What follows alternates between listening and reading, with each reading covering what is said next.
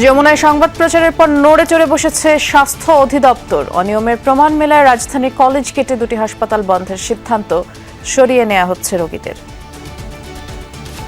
আজকে থেকে আমাদের ডাইরেক্টর হসপিটাল বাকি সমস্ত ক্লিনিকগুলিতে ভিজিট করবে, যা যা থাকার দরকার এগুলি চেক করে, যেগুলি না পাবো আমরা লাইসেন্স বাতিল করে দেব। সচিবালয়ে প্রধানমন্ত্রী তারেক রহমানের সাথে IMF প্রতিনিধি দলের বৈঠক। অর্থনৈতিক সংস্কার, ঋণের কিস্তি ও শর্ত নিয়ে আলোচনা। রাজধানীর অধিকাংশ পাম্পেই তেলের সরবরাহ ঘাটতি।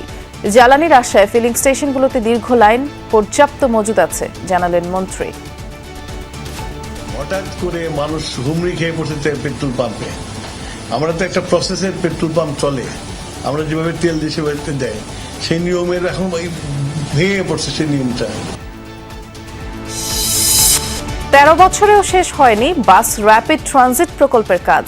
অকেজো পড়ে আছে স্থাপনাগুলো। কারিগরি কমিটির রিপোর্ট দেখে সিদ্ধান্ত নেবে সরকার। কন্ট্রাক্টর কাজ শেষ করেনি, এর ভিতরে একটা অস্বাভাবিক অপরিস্থিতির ফলে কন্ট্রাক্টর পালিয়ে গেছে।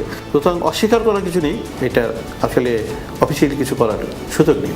যতটুকু বিনিয়োগ হয়েছে, সরকার যদি এখান থেকে টাকাটা তুলতে চায়, যারা ব্যবহার করবে তাদের কাছ থেকে টোল আদায় করতে পারে। 111-এর সময় আলোচিত সেনা কর্মকর্তা অবসরপ্রাপ্ত লেফটেন্যান্ট জেনারেল মাসুদ উদ্দিন চৌধুরীকে আটক করেছে ডিবি। হত্যা মামলায় পরোয়ানাভুক্ত আসামি তিনি।